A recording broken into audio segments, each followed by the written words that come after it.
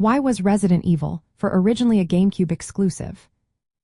Imagine a time when console wars were fierce, and every big game was a battle to be the best on its platform.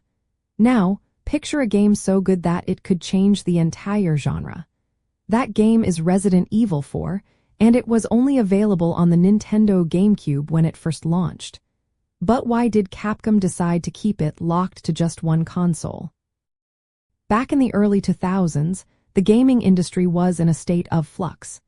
Nintendo was still a major player with its GameCube, but Sony's PlayStation and Microsoft's Xbox were gaining ground fast.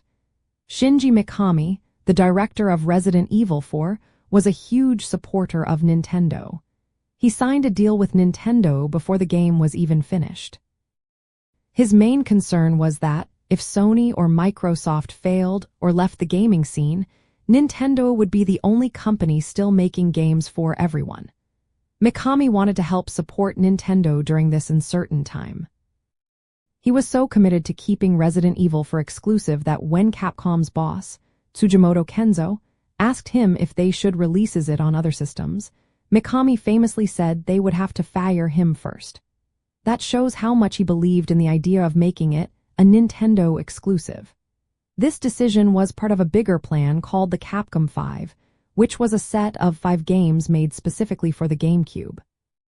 Capcom and Nintendo had a special partnership, and these games were meant to boost the GameCube's library.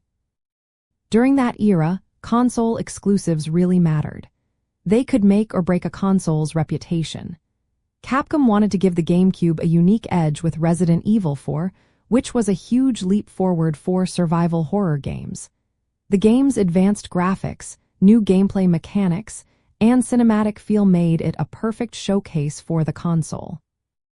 However, as time went on, the pressure to sell more copies and reach a wider audience grew. Capcom eventually ported Resident Evil 4 to the PlayStation and other platforms. Today, you can find it on almost everything, including the Nintendo Switch. But back then, if you wanted to experience this revolutionary game, you needed a GameCube. That exclusivity made owning a GameCube special for fans of survival horror and gaming history during that golden era of console battles.